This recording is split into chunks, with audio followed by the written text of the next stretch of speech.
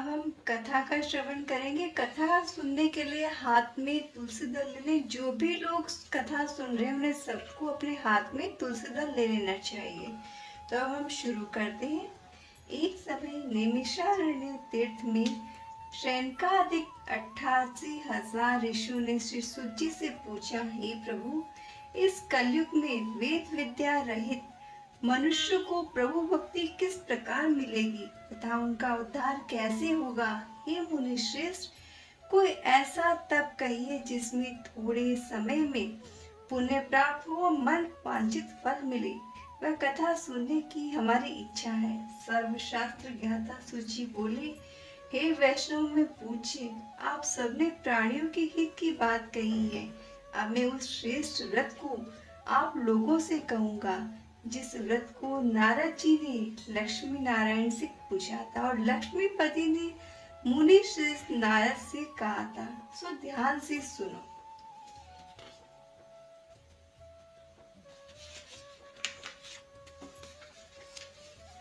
एक समय योगीराज नारद जी दूसरों के हित की इच्छा से अनेक लोकों में घूमते हुए मृत्युलोक में आ पहुंचे। यहाँ अनेक योनियों में जन्मे हुए प्राय सभी मनुष्यों को अपने कर्मों द्वारा अनेकों दुख से पीड़ित देख सोचा, किस यत्न के करने से निश्चय ही दुखों का नाश हो सकेगा। ऐसा मन में सोचकर विष्णु लोक को गए। वहाँ श्वेत वर्ण और 4 भुजाओं वाले देवों के ईश नारायण का, जिनके हाथों में शंख चक्र गदा और पद्म थे तथा वरमाला पहने हुए थे, देखकर स्तुति करने लगे। हे भगवान, आप अत्यंत शक्ति से संपन्न हैं। मन तथा वाणी भी आपको नहीं पा सकती। आपका आदि मध्य अंत नहीं है। निर्गुण स्वरूप सृष्टि के कारण भक्तों के दुखों को नष्ट करने वालों हो, आपको मेरा नमस्कार। नारद जी से इस प्रकार की स्तुति सुनकर विष्णु भगवान बोले, हे मुनिश्रेष्ठ, आपके मन में क्या है? आपका किस काम के लिए आगमन हुआ है? निसंकोच कहो। तब नारद मुनि बोले, मृत्यु लोक में सब मनुष्य जो अनेक योनियों में पैदा हुए हैं, अपने अपने कर्मों के द्वारा अनेक प्रकार के दुखों से दुखी हो रहे हैं। हे नाथ, मुझ पर दया रखते हुए बताइए कि उन मनुष्यों के सब दुख थोड़े ही प्रयत्न से कैसे दूर हो सकते हैं। श्री भगवान बोले, हे नारद, मनुष्यों की भलाई के लिए तुमने बहुत ही अच्छी बात पूछी है। जिस काम के करने से मनुष्य मोह से छूट जाता है वह मैं कहता हूँ, सुनो। बहुत पुण्य देने वाला स्वर्ग मृत्यु लोक दोनों में दुर्लभ एक उत्तम व्रत है। आज मैं प्रेमवश होकर तुमसे कहता हूँ। सत्यनारायण का ये व्रत अच्छी तरह विधि विधान से करके मनुष्य तुरंत ही यहाँ सुख भोग कर मरने पर मोक्ष को प्राप्त होता है। श्री भगवान के वचन सुनकर नारद मुनि बोले कि उस व्रत का फल क्या होता है, क्या विधान है, किसने ये व्रत किया और किस दिन ये व्रत करना चाहिए, विस्तार से कहो। भगवान बोले, दुख शोक आदि को दूर करने वाला, धन धान्य को बढ़ाने वाला, सौभाग्य और संतान को देने वाला, ये व्रत स्थानों पर विजयी करने वाला है। भक्ति और श्रद्धा के साथ किसी भी दिन मनुष्य श्री सत्यनारायण की शाम के समय ब्राह्मणों और बंधुओं के साथ धर्म परायण होकर पूजा करे। भक्ति भाव से नैवेद्य केले का फल, घी, दूध और गेहूं का चूर्ण सवाया ले। गेहूं के अभाव में साठी का चूर्ण, शक्कर तथा गुड़ ले और सब भक्षण योग्य पदार्थ जमा करके भगवान की अर्पण कर दे। बंधुओं सहित ब्राह्मणों को भोजन करावे, पश्चात स्वयं भोजन करे। नृत्य गीत आदि का आचरण कर सत्यनारायण भगवान का स्मरण करते हुए समय व्यतीत करे। इस तरह व्रत करने से मनुष्य की इच्छा निश्चय ही पूर्ण होती है। विशेषकर कली काल में भूमि पर यही मोक्ष का सरल उपाय है। इति श्री सत्यनारायण व्रत कथा प्रथम अध्याय। बोलो श्री सत्यनारायण भगवान की जय। अब हम शुरू करते हैं दूसरा अध्याय। सूत जी बोले, ऋषियों, जिसने पहले समय में इस व्रत को किया है उसका इतिहास कहता हूँ, ध्यान से सुनो। सुंदर काशीपुरी नगरी में एक अत्यंत निर्धन ब्राह्मण रहता था। वह भूख और प्यास से बेचैन हुआ नित्य पृथ्वी पर घूमता था। ब्राह्मणों से प्रेम करने वाले भगवान ने ब्राह्मणों को दुखी देखकर बूढ़े ब्राह्मण का रूप धरकर उसके पास जाकर आदर से पूछा, हे विप्र, नित्य दुखी हुआ पृथ्वी पर क्यों घूमता है? श्रेष्ठ ब्राह्मण, ये सब मुझसे कहो, मैं सुनना चाहता हूँ। ब्राह्मण बोला, मैं निर्धन हूँ, ब्राह्मण हूँ, भिक्षा के लिए पृथ्वी पर घूमता हूँ। हे भगवान, यदि आप इसका उपाय जानते हो तो कृपा करके कहो। वृद्ध ब्राह्मण बोला कि सत्यनारायण भगवान मन वांछित फल देने वाले हैं, इसलिए हे ब्राह्मण, तू उनका पूजन कर, जिसके करने से मनुष्य सब दुखों से मुक्त होता है। ब्राह्मण को व्रत का सार विधान बतलाकर बूढ़े ब्राह्मण का रूप धारण करने वाले सत्यनारायण भगवान अंतर ध्यान हो गए। जिस व्रत को वृद्ध ब्राह्मण ने बतलाया, मैं उसको करूंगा, ये निश्चय करके उसने रात में नींद नहीं आई। वह सवेरे उठ सत्यनारायण के व्रत का निश्चय कर भिक्षा के लिए चल पड़ा। उस दिन उसको भिक्षा में बहुत धन मिला, जिससे बंधु बांधु के साथ उसने सत्यनारायण का व्रत किया और इसके करने से वह विप्र सब दुखों से छूटकर अनेक प्रकार की संपत्तियों से युक्त हुआ। उस समय से वह विप्र हर मास व्रत करने लगा। इस तरह सत्यनारायण भगवान के व्रत को जो करेगा वह सब पापों से छूटकर मोक्ष को प्राप्त होगा। आगे जो पृथ्वी पर सत्यनारायण का व्रत करेगा वह मनुष्य सब दुखों से छूट जाएगा। इस तरह नारद जी से नारायण का कहा हुआ ये व्रत तुमसे कहा। हे विप्रो, अब मैं और क्या कहूँ? ऋषि बोले, हे मुनीश वृषभ, संसार में इस विप्र से सुनकर किस किसने इस व्रत को किया, हम वह सब सुनना चाहते हैं। इसके लिए हमारे मन में श्रद्धा है। सूची बोले, हे मुनियों, जिसने इस व्रत को किया वह सब सुनो। एक समय एक विप्र धन और ऐश्वर्य के अनुसार बंधु बांधवों के साथ व्रत करने को तैयार हुआ। उसी समय एक लकड़ी बेचने वाला बूढ़ा आदमी आया। बाहर लकड़ियों को रखकर विप्र के मकान में गया।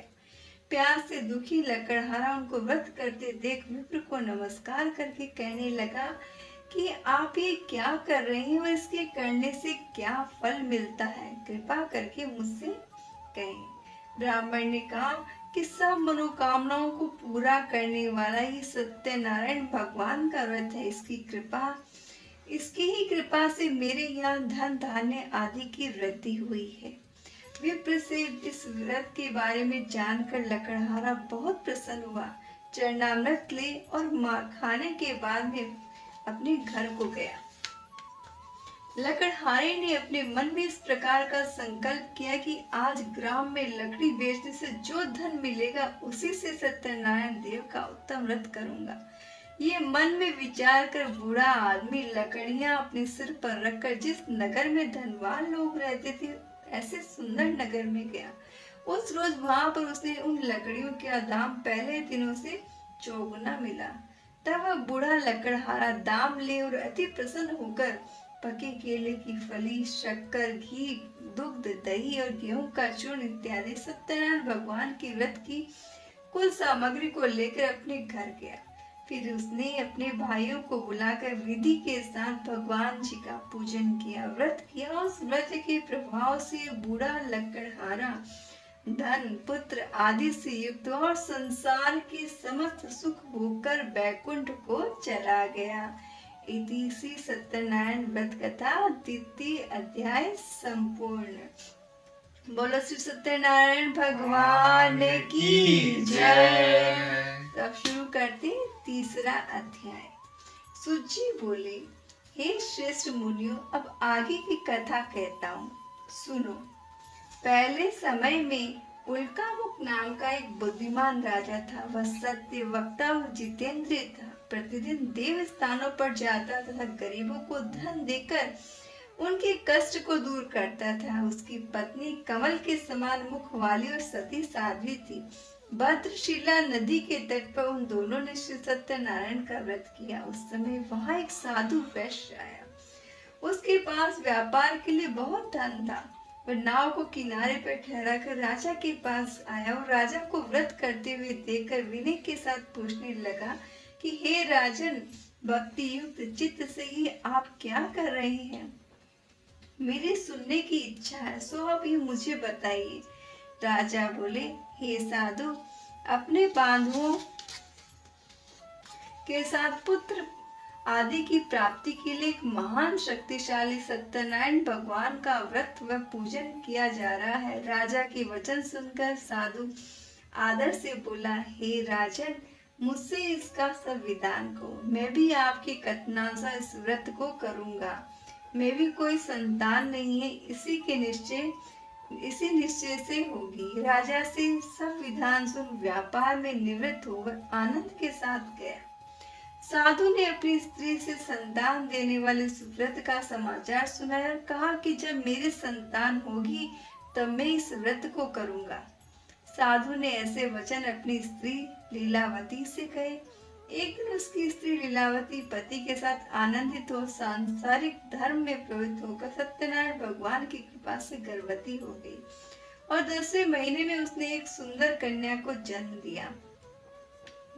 दिनों दिन इस तरह बढ़ने लगी जिसे शुक्ल पक्ष में चंद्रमा बढ़ता है। कन्या का नाम कलावती रखा गया।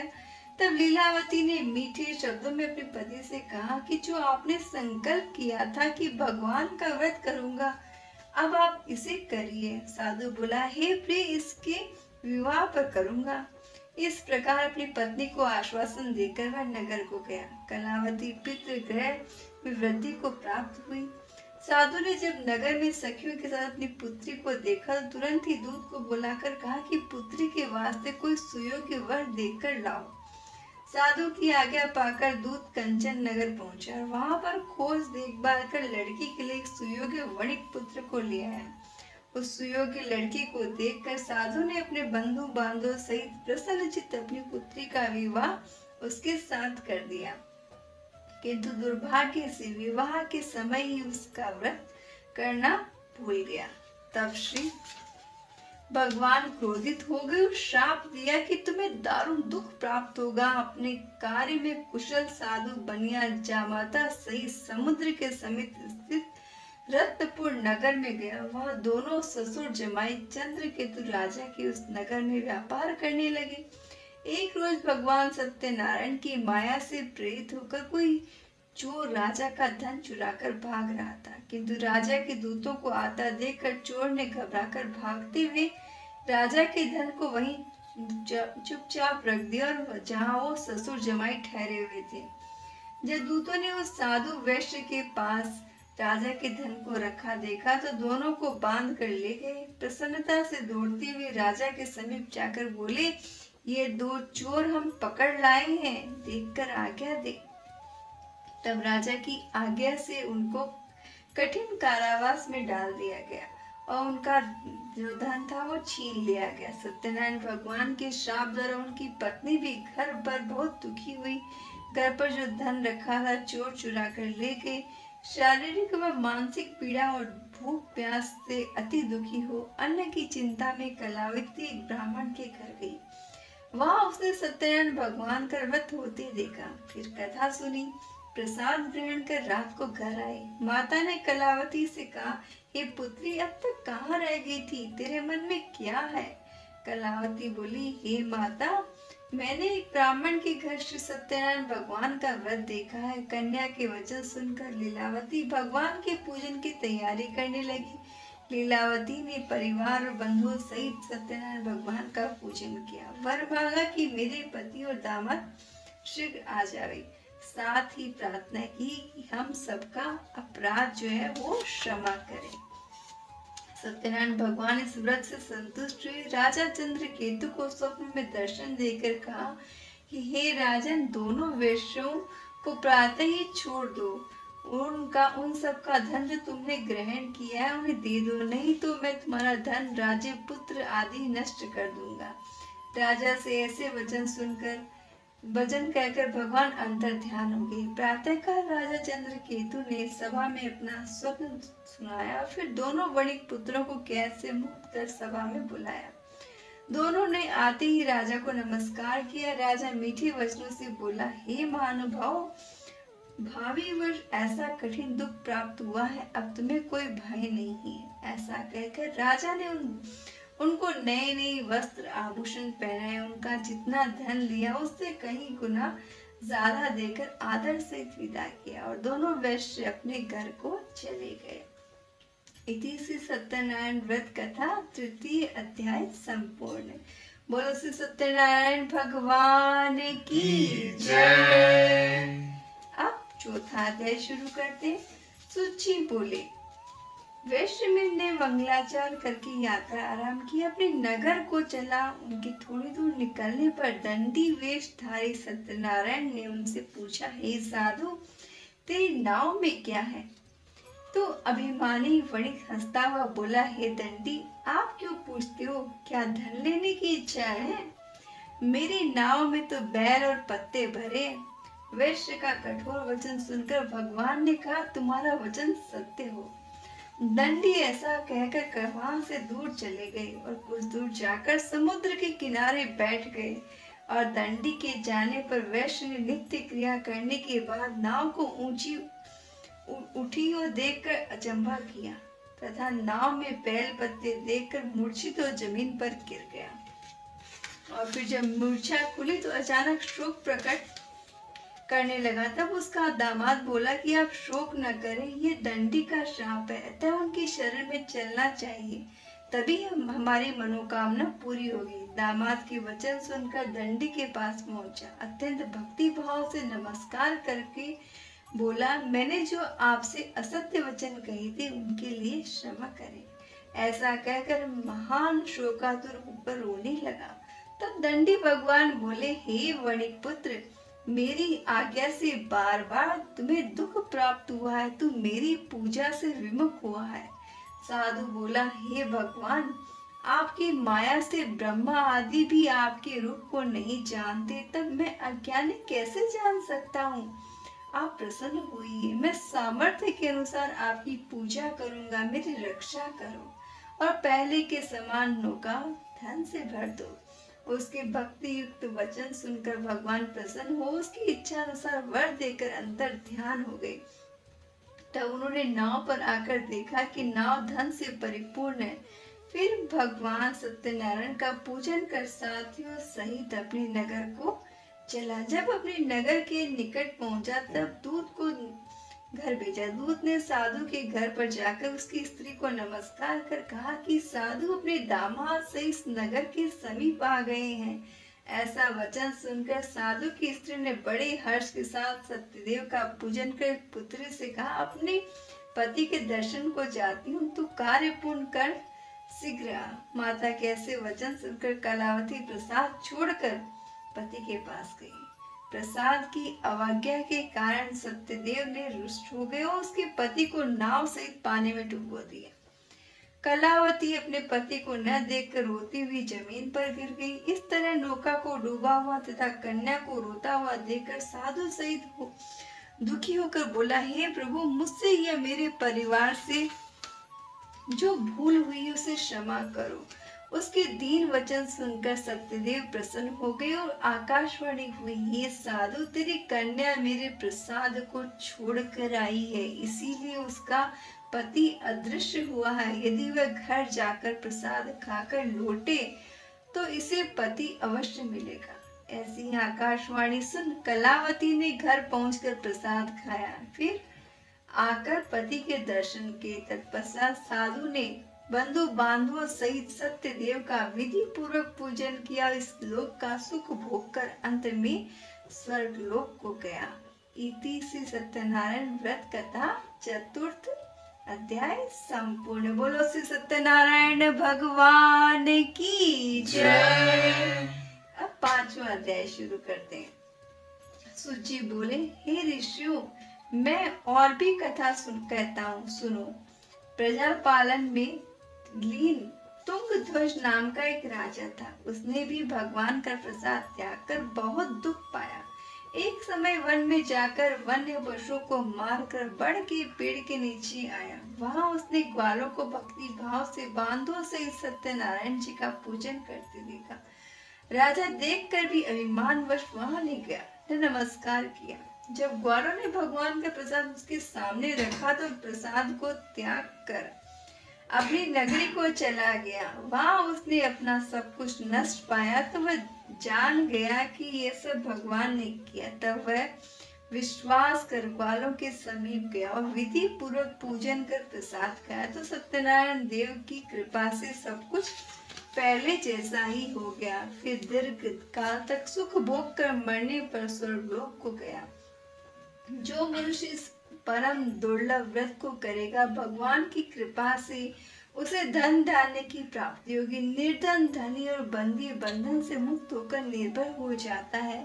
संतानहीनों को संतान प्राप्त होती है और तथा सब मनोपूर्ण होकर अंत में वैकुंठ धाम को जाता है। जिन्होंने पहले इस व्रत को किया, अब उनके दूसरे जन्म की कथा कहता हूँ। वृद्ध सनातन सदानंद ब्राह्मण ने सुदामा का जन्म लेकर मोक्ष को पाया। उल्कामुख नाम का राजा दर्शित होकर वैकुंठ को प्राप्त हुआ और साधु नाम के वैश्य ने मोरध्वज बनकर अपने पुत्र को आरे से चीरकर मोक्ष को प्राप्त किया। महाराज तुंगध्वज ने स्वयं भू होकर भगवान में भक्ति युक्त होकर कर्म कर मोक्ष को प्राप्त किया। इति श्री सत्यनारायण व्रत कथा पंचम अध्याय संपूर्ण। बोलो श्री सत्यनारायण भगवान की जय।